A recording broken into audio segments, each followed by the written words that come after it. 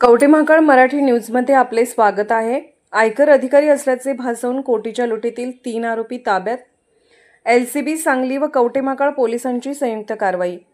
सांगलीच्या कवठे महाकाळ शहरातील झुरेवाडी रस्त्यावरील डॉक्टर जगन्नाथ म्हेत्रे यांना आयकर अधिकारी असल्याचे सांगून तोतया आयकर अधिकारी चोरट्यांनी सोन्याच्या दागिन्यांसह रोख रकमेवर डल्ला मारला होता।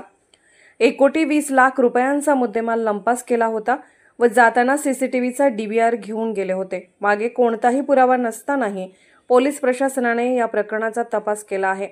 गुप्त बातमीदाराकडून मिळालेल्या माहितीनुसार या गुन्ह्यात असणाऱ्या दीक्षा राष्ट्रपाल भोसले वय वर्ष 25 राहणार काकडे बिल्डिंग पिंपरी चिंचवड पुणे या महिलेला ताब्यात घेऊन चौकशी केली असता तिने साथीदारांच्या समवेत गुन्हा केल्याचे कबूल केले व साथीदारांचा ठाव ठिकाणा सांगितल्यावरून पार्थ महेश मोहिते वय वर्ष 25 राहणार मंगळवारपेठ कोल्हापूर साई दीपक मोहिते वय वर्ष 23 राहणार पार्वतीनगर पाचगाव तालुका करवीर जिल्हा कोल्हापूर यांना हातकणंगले येथून ताब्यात घेऊन तपासणी केली असता त्यांच्याकडून चोरीतील दागिने व रोख 15,05,000 रुपये जप्त केले आहेत।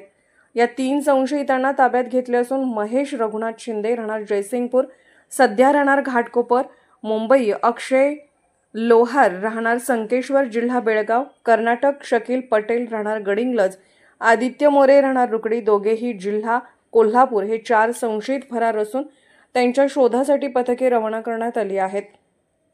सदरचा गुन्हा करण्यासाठी सांगली येथून इनोवा गाडी भाड्याने घेण्यात आली होती तर गुन्हा केल्यानंतर सांगोला या ठिकाणी गाडी सोडून बसने मोहोळ जिल्हा सोलापूर येथे जाऊन तेथून सर्व संशयित वेगवेगळ्या दिशेने गेले होते।